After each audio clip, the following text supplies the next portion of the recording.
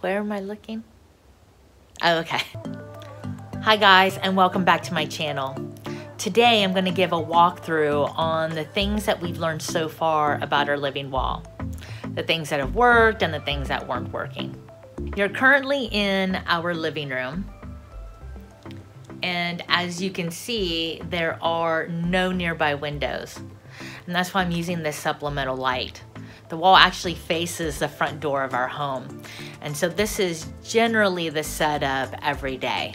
And I'll have the light turned on for about 10 to 12 hours a day. I am looking for a grow light that I can suspend from the ceiling. And I think that'll actually be better for the plants because they'll look more natural on the wall and it'll kind of mimic the sun being above them. One of the things that we changed immediately was the plastic inner liner in the planter. The material was too thin and it started leaking. We replaced it with much thicker material, actually tarp, and it's been watertight ever since.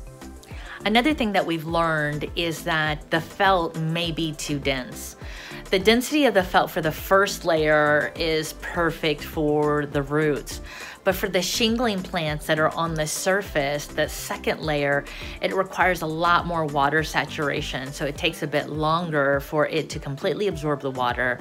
And if it doesn't, then the shingling plants then begin to suffer. That's become a concern. For the next living wall that we build and test out, we will probably keep the first layer as thick as it is and then try a thinner application as the second layer. Not all plants are going to acclimate to this felt as rapidly as others. And you can kind of tell because for the most part, many of the plants are doing well. Monsteras and philodendrons are doing really well. But one of the challenges were some of the plants on the edges weren't getting enough water, like this Monstera dubia. Unfortunately, for a while was a dry patch until we had to fix the inner tubing so that the water started dispersing along the edge. So we had to make that modification. We're going to give it some more time and hopefully it will be able to bounce back. But this other Monstera dubia that you can see right here is doing quite well. It's even got a new leaf at the top and it's starting to grow little aerial roots. So that one is starting to acclimate. You'll notice that a plant up here, it was the variegated Monstera adansonii. That one we had to take off because the roots were dying. In fact, here it is. I had to immediately put it back in water. The roots were all brown and once I put it in water, it's been maybe a week. Now it's starting to push out new root growth. And once those roots are long enough and strong enough, I'm gonna put it back on the wall to try again.